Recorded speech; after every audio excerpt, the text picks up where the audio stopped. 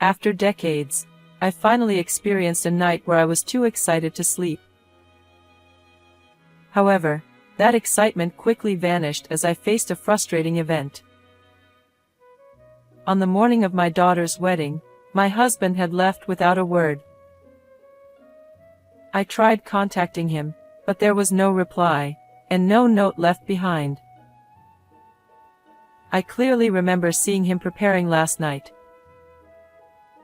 Knowing how indifferent he's always been towards household chores and childcare, I felt more anger and confusion than worry. How could he not care about celebrating this special day with our daughter? Suppressing the anger that was boiling up inside me, I told myself I had to go, at least, and began getting ready before leaving the house. Good morning. Wait, what's wrong, Mom? There's no what's wrong about it. I can't get in touch with your father. I didn't want to take it out on her, but my tone became harsher than I intended. The anger reignited, and I called my husband again in a fit of frustration. The phone rang endlessly, longer than I had ever experienced in my life. As I counted the rings, 3, 4 times, my anger grew with each one. But I wasn't about to hang up. Finally, on the 8th ring, he picked up. What is it? With just those words, my anger reached its peak. What do you mean, what is it? Where are you? I'm at work. A last-minute business trip came up, and I had to rush out. Besides, I'm not interrupting anything, am I? Are you kidding me? Just as I was about to raise my voice, I noticed Patricia making a surprising face and signaling to me. With narrowed eyes, she gestured, mouthing the words, "You can hang up now." Confused, I followed her suggestion and ended the call without saying another word. What's going on? Do you know something? Hee, it's a surprise. After working non-stop for nearly 30 years, the family flower shop wasn't bustling today, but it was still a cherished place I'd protected all these years. Thank you, Michelle. You always make such beautiful arrangements. I'll be counting on you next time too. A regular customer left with a large bouquet in hand. Little comments like these meant the world to me. Looking back, when I returned to work after my daughter was born, that person showed a lot of concern for me. As my daughter grew older, she would stand beside me, playing florist, or wander around the shop, pointing at different flowers and asking, "What's this?" Now, my daughter has grown up, and is a full-fledged adult.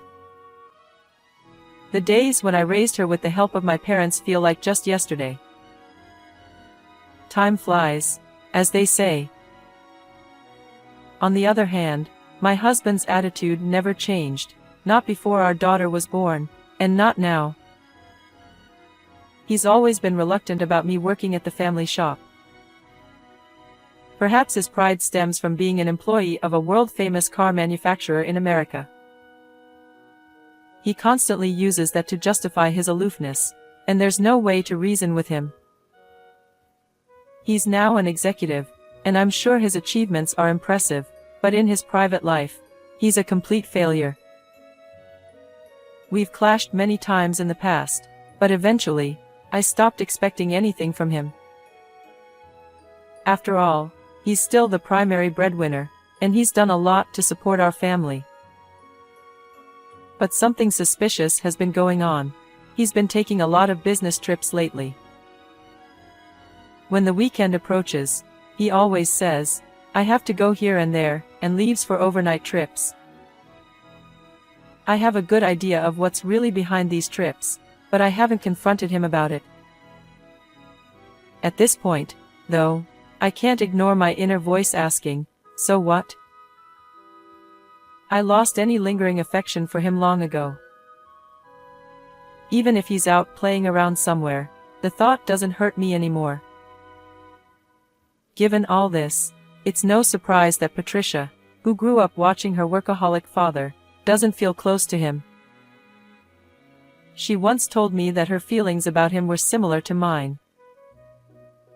One day, Patricia told me, "I'm bringing my boyfriend over soon," and I felt my heart race. She was finally getting married. I'd heard about him before, and I had a general idea of what kind of person he was. I hadn't met him yet, so I couldn't be sure, but from what I'd heard, he seemed like a decent guy. That made me even more excited. But there next to me was my stern-faced husband, Ken. Who is this guy? I haven't heard about him. Yes, you have. I've mentioned him several times. You just weren't listening. Patricia was right.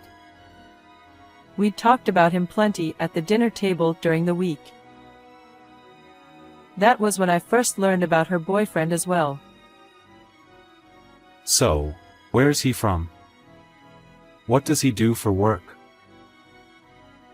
I knew the answers to those questions already because I had been paying attention to her. On the day of the meeting, Nice to meet you.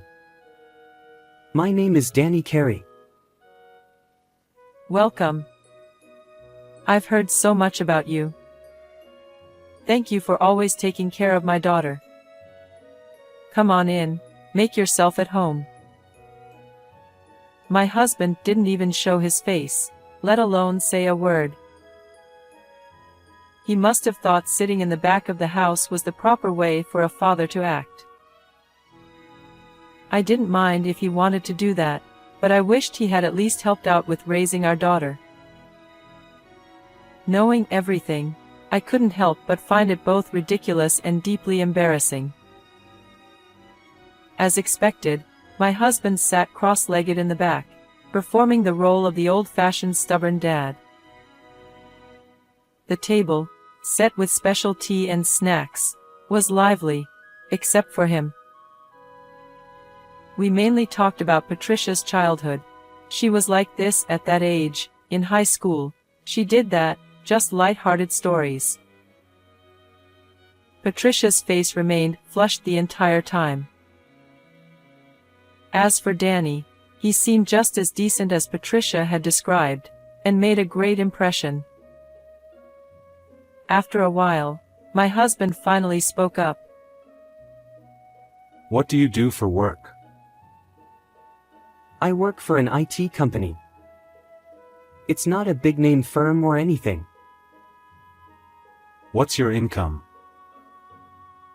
He's stable enough to live on his own already. He said he didn't want to burden Mom. The moment he heard that, my husband's face, seated next to me, visibly changed. As an executive, he didn't miss the tiniest details hidden in people's words. He didn't want to burden Mom. Does that mean he was raised by a single parent? Hey, that's rude. No, it's okay. It's true. Well, that says a lot about where you come from. Are you sure about this? I nearly fainted at the sheer rudeness of his words. I hadn't intended to criticize him for playing the stubborn dad. But after hearing those words, there was no way I could stay silent. I stood up, driven by impulse, and shouted in a voice even I didn't recognize. How could you say such a thing? That's beyond inappropriate. Even my husband seemed taken aback for a moment, but he quickly regained his usual stern demeanor and had the audacity to retort. But it's true. Has he even had a proper education? Enough. Apologize to Danny. My husband has always been like that. He's a firm believer in academic elitism, and that's why he still looks down on me for not going to college. The fact that I took over the family flower shop was never the real issue. He likely stopped trying to see any value in me a long time ago. I could only imagine what Danny felt, having his past dug up like that. But when I turned to look at him after saying my piece, I was surprised to find that he was calm, even concerned about me. How could this be? I wondered as the anger momentarily subsided, and then he spoke up. It's all right. Thank you for standing up for me. Oddly enough, his words didn't carry any trace of hesitation or reproach. I knew I shouldn't have brought him over while Dad was here. Patricia muttered under her breath, and perhaps her words struck something in my husband's heart as well. He sat there, sulking, without saying another word. With a little over a month left until the wedding, I was filled with both excitement and growing anxiety. The source of my worry, of course, was my husband, Ken. Since then, Danny had come over a few times to help Patricia prepare for the wedding, but my husband refused to open up or even show his face. Instead, he continued to grumble when our daughter wasn't around. What exactly is he so dissatisfied with? He's pleasant, has a straightforward personality, and leads a stable life. His academic background isn't bad either. Had he earned more than me, my husband would have complained about that as well. Is it really that troubling to him that he grew up in a single-parent household? When it comes to child rearing, our situation is almost identical. I just wanted him to avoid causing any trouble until the ceremony concluded peacefully. With that sole thought in mind, I finally decided to confront my husband. No matter what you say or how much you dislike it, I will trust the person Patricia believes in. You have no right or authority to decide anything here, and you're not qualified to. Whatever success you may have at work doesn't apply at home. So, at the very least, be quiet until the wedding is over. My husband just let out a scoff, saying nothing. I have no idea how effective my words would be, but given his behavior up to this point, I had to drive the point home. I refused to let petty squabbles ruin the most radiant day of my daughter's life. The night before the wedding, I saw my husband stationed in front of the closet, spending an unusually long time picking out his clothes. Watching him from outside the room, I felt relieved. For all his grumbling, skipping our daughter's big day wasn't an option. It's absurd to feel this relieved over something so obvious, something I never imagined would be an issue. And then, the day arrived. I woke up from a restless night, the excitement I hadn't felt in years overcoming the lingering drowsiness. As I got out of bed, still distracted, I noticed something odd, an unusual silence in the house. It had been ages since we slept in separate rooms. No, more than ages. It might have been since our daughter was born that we hadn't shared the same bed. That's how little I remembered it. So, I had no way of knowing when my husband got out of bed in the middle of the night. I searched the house without even washing my face, but he was nowhere to be found. A terrible thought crossed my mind, so I tried calling him, but the phone wouldn't connect. Did he seriously prioritize business trips over today of all days? Even if he really was on a business trip, how cold-hearted must he be to leave without a single word beforehand? But there was no time to dwell on my boiling frustration. I had no choice but to stay calm and get ready. Good morning. Wait, Mom, what's wrong? What's wrong? I can't get in touch with your father. I didn't want to take it out on her, but my tone inevitably sharpened. My anger flared up again, and in that heat, I called my husband once more. It felt like the longest ringtone I had ever heard in my life. With each repetition, 3 times, 4 times, the fury inside me grew stronger. But I had no intention of hanging up. On the 8th ring, he finally answered. What is it? That one phrase pushed my anger to its limit. What do you mean? What is it? Where are you right now? I'm at work. An urgent trip came up, so I had to leave in a hurry. I'm not bothering anyone, am I? You've got to be kidding me. Just as I was about to raise my voice, I caught sight of Patricia giving me an unexpected look and signaling something with her eyes. She was smiling softly, mouthing the words, "It's fine, you can hang up." Puzzled, I followed her lead and ended the call without another word. What's going on? Do you know something? She giggled. It's a surprise. The letter to the bride and groom was being read aloud, but my mind was elsewhere. The words that would normally bring me to tears weren't registering at all. The couple, on the other hand, listened intently, their faces clearly moved even if they weren't crying. All I felt was a deep sense of guilt toward Danny and his mother. Before the ceremony began, Patricia had asked me to call her father when it was time for her speech. That moment was approaching fast. Since she had mentioned a surprise, I could only guess that something was in the works, but I had no clue what it might be. Patricia stepped up to the podium. As the staff adjusted the mic, she shot me a meaningful glance and nodded. That must have been the signal. With no other option and no time to think, I did exactly as Patricia had instructed. Calling it a surprise made it sound exciting, but honestly, I felt more like I was being strung along without knowing anything.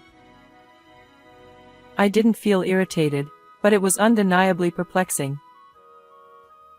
Everything seemed just slightly off, as if I were witnessing some kind of performance that only resembled a wedding. Didn't I say I was at work? Stop calling me. My husband grumbled on the other end, but I ignored him and put Patricia's letter to us, her parents, on speakerphone. If I trusted Patricia, then surely the answer to all of this lay in her words. I met someone truly wonderful. Kind-hearted, deeply understanding, and always considerate. To Danny's mother, who raised such a person, and to his father, who is here with us today, I extend my deepest gratitude. His father is here. When I greeted them earlier, I had only met Danny's mother. And I had heard that he was raised in a single-parent household. I wondered if I'd misheard. And now, Patricia continued. We'd like to introduce our special guest, Joe Sheen. Please come on stage. What? My husband and I had the same reaction. We were speechless. Joe Sheen, the CEO of Sheen Motors? That's the president of my husband's company. Thank you all for coming today to celebrate the union of the bride and groom. I am Joe Sheen, the biological father of the groom, Danny. Please give the couple another round of applause. Wait. What did he say? Joe? Biological father. My husband, clearly bewildered on the phone, was struggling to make sense of the situation. It's hard to imagine him flustered, but after 30 years together, I could tell he was panicking. Though he could have hung up, he seemed too stunned to even do that. After the applause subsided, Joe spoke again with a warm smile. Thank you. Now, may I ask, do any of you enjoy suspense? I see quite a few hands.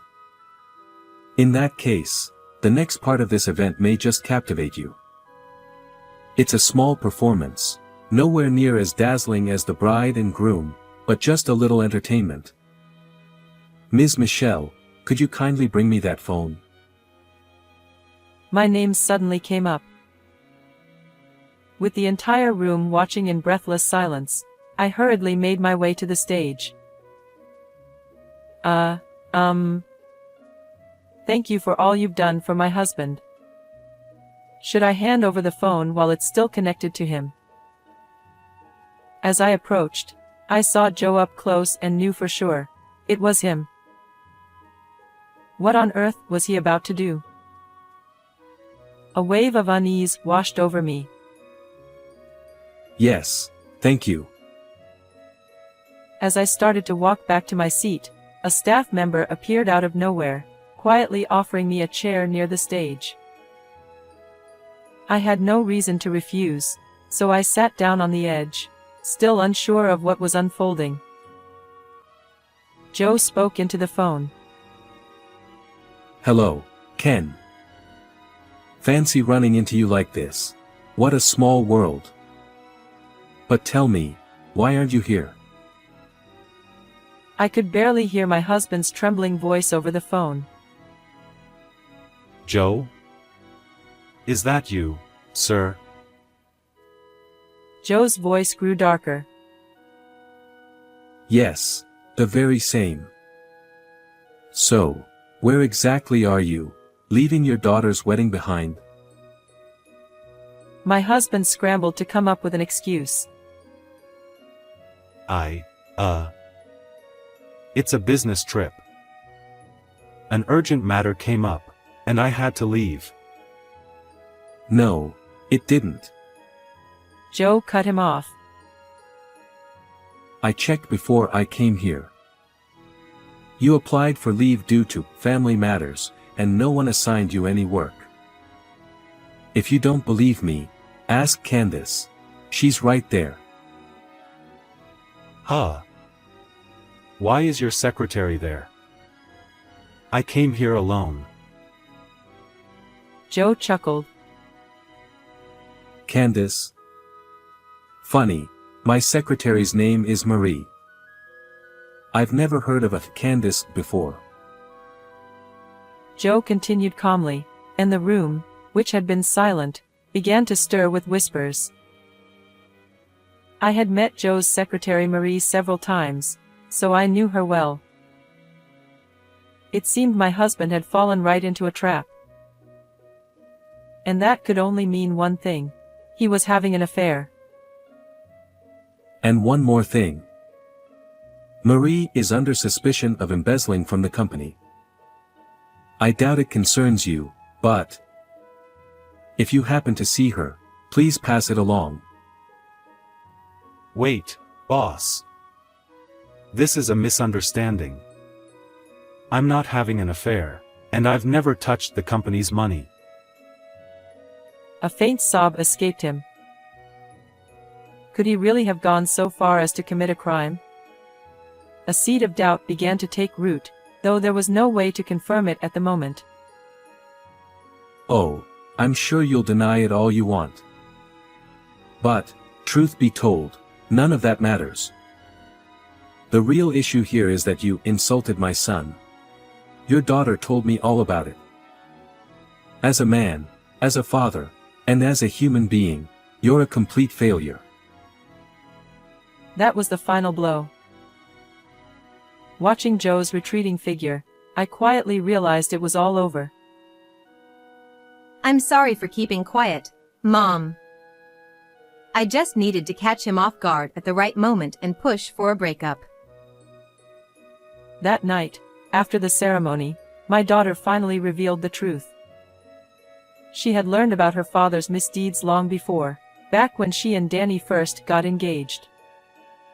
The entire wedding drama had been part of a grand plan orchestrated by Patricia, Danny, and Joe.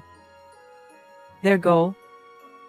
To publicly expose her father's affair and criminal activities and push me to decide on a divorce. First, there was his relationship with Joe's secretary, Marie. His frequent weekend business trips were all to see her. Though surprising, the fact that he was often away wasn't too much of a shock, as I had long suspected something was amiss. What hurt more was the embezzlement. This was a serious crime. According to Joe, there was already an ongoing criminal investigation, and my husband was the prime suspect. Marie had not only been his lover but had also helped him in his crimes. Mom, I want you to live more freely. You've always acted like you hated the flower shop, and meanwhile, Dad was off doing whatever he pleased. It's absurd. So now, you should do what you love. I'm married now, after all. If you put it that way. In truth, I had no lingering attachment. Being freed from the chains of disdain and neglect was a relief. Though I had been caught off guard, I was grateful for the kindness behind the plan. It was thanks to them that I made another significant life decision. Mom, where should I put this pot? Over there. Just leave it in front of the shelf, and I'll take care of it later. Though my daughter had seemed fully independent after her marriage, a few months later, she quit her job, calling it her post-wedding resignation, and asked to help out at the family flower shop. While she had never expressed any interest in working at the shop before, I couldn't think of a reason to refuse. When I asked her why she wanted to help, she simply said, Because I'm your daughter. When I had decided to take over the shop all those years ago, I can't remember exactly what I said to convince myself. But I vaguely recall saying something similar. And just like that, I was swayed by my daughter's simple words. Now, I work with her as her boss, mentor, and mother. I've embraced the changes in my life, thriving and pouring my energy into work. Though the shop isn't booming, I've never felt lighter, and I can finally enjoy life. I owe it all to my daughter, her husband, and Joe. One other thing has changed. Ever since the wedding, Patricia has been bringing Danny to the shop more often. I'll help out too. How many times in 30 years had those words saved me? Not many, but the fact that Danny constantly showed care and offered to help made a world of difference. Comparing him to his predecessor felt almost insulting. The difference was night and day. Thank you, but really, your kindness is more than enough. Whenever my daughter and her husband visited, we would always share dinner together. The meals weren't anything extravagant, but the atmosphere was brighter than I'd ever known. Wow, this is incredible. He said, as he took a bite of the braised pork belly. It was a simple dish, but seeing him enjoy it made me smile. He never reacted like that. It's an old family recipe, passed down through the generations. What? We had a secret recipe? You should have taught me before I got married. I'm just kidding. It's all about knowing the right balance. You're not quite there yet, Patricia. Rude. That was totally unnecessary. Don't worry, Patricia's cooking is great too. My daughter would undoubtedly find happiness. She had such a wonderful person by her side. Excuse me. Welcome. Oh, Joe. It's been a while. No need for formalities.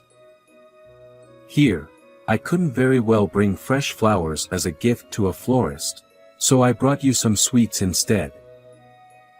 I hope you'll accept them. It was hard to believe that 6 months had passed since everything happened. Time is such a fleeting thing. Oh, thank you. That's very kind of you. Not at all. May I have a moment of your time? Of course. Is something the matter? He had come to inform me that my ex-husband had been sentenced to prison for embezzlement. Not only him but Marie, his accomplice, had also received the same punishment. Even though I had long stopped caring about him, the news stirred no real emotions in me. It was only natural. I had received a divorce settlement half a year ago, and there was nothing left tying us together. Why had Joe come to deliver the news personally? There's something else I'd like to apologize for. An apology? What for? I couldn't recall anything that would warrant it, and my guard went up. It's about the wedding. I dismissed everything as a spectacle, but I realize now that it impacted your life in a profound way. My remarks were careless. I'm deeply sorry. As soon as he finished, he bowed deeply. Please, raise your head. That's all in the past now, and I'm happy with where my life is. I have you and my daughter's family to thank for that. I couldn't possibly hold any grudge. After a pause, I added, besides, I'm sure it was Patricia's idea, wasn't it? She told me she wanted to expose him. So please, don't trouble yourself over it. Joe finally looked up, his face reflecting a mixture of emotions. So, there really is no hiding things from a mother, is there? You have my respect. As you know, I wasn't around much to raise Danny, so I'm unfit as a father.